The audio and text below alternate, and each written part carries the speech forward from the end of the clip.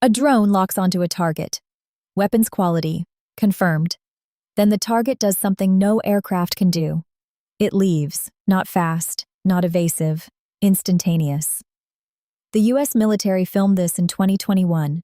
In March of this year, 8 members of Congress formally requested this footage. They were ignored. Today, it's on the internet, and that's one of 50. This is important, so stay with me for a minute. This isn't a leak. This isn't a whistleblower. This isn't speculation. What dropped today is official. Declassified. Government stamped. Posted by the Department of War on a public website they built specifically for this. But here's the thing that gets buried in all the coverage today. This footage didn't just suddenly get declassified. Congress asked for it, specifically, by name, by file number. On March 6th, 8 members of the House sent a formal letter to the Department of War. They listed 51 specific UAP records they wanted. They gave a deadline. The deadline passed. Nothing came. Then this morning, all 51, plus more, on a public website. Just a file drop. Why does that matter? Because it means someone decided, today, that the window for keeping this quiet had closed. The first tranche, released 2 weeks ago, got 1 billion hits in 14 days. The people had already seen enough to know there was more.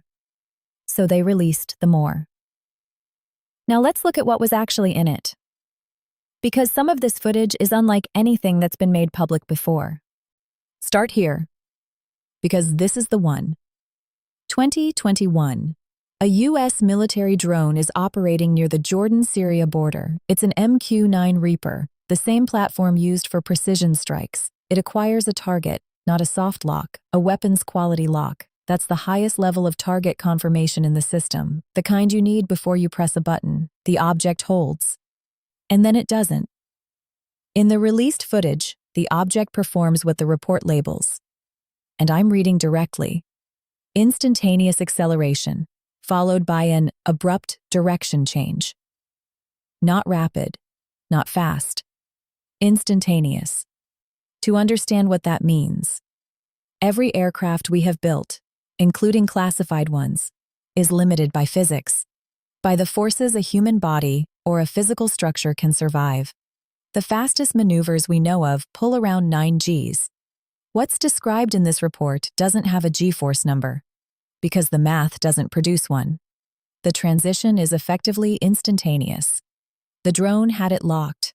Whatever it was, it didn't evade. It simply ceased to be there. The intelligence officer's account. The Syrian Clip is footage. This next one is testimony, and in some ways it's harder to dismiss. A senior U.S. intelligence officer filed a written account describing an encounter with 2 large orbs. Orange, white or yellow center, emitting light in all directions. Fighters were scrambled. This is where it gets strange. Once the fighters were airborne, the orbs changed behavior. They started following the jets. The officer's words in the report.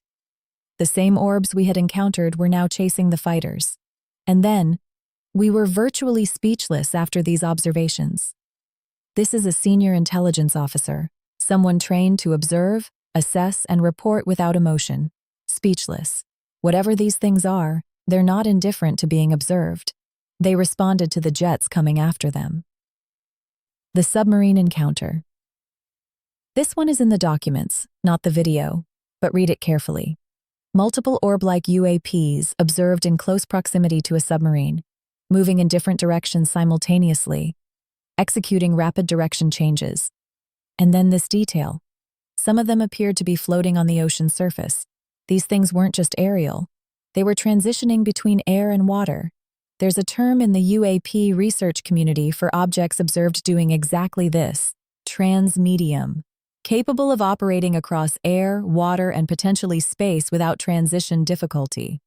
This report, officially released today by the U.S. government, describes transmedium behavior around a military submarine as a matter of operational record. We're not talking about lights in the sky anymore. The Lake Huron Shootdown. February 12, 2023.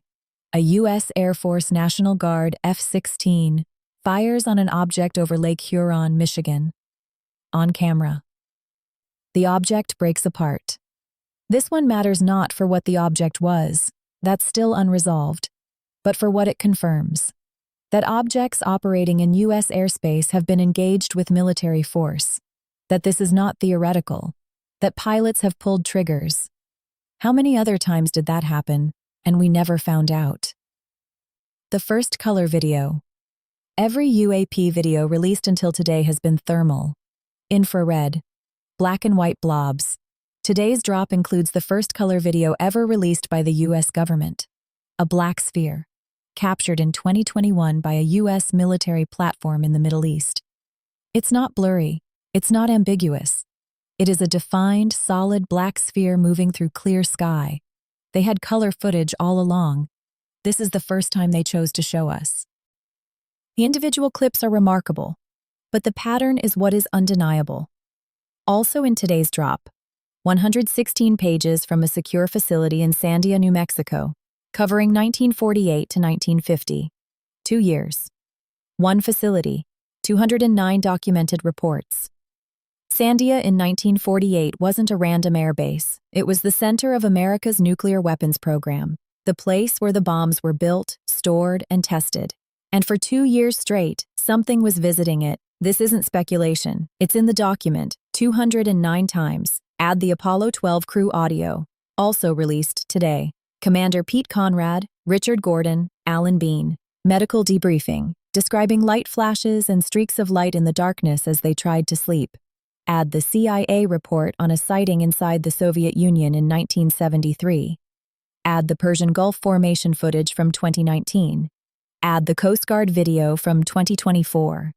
You're looking at 76 years of documented encounters, nuclear sites, deep space, conflict zones, civilian airspace, open ocean, and now, in the water.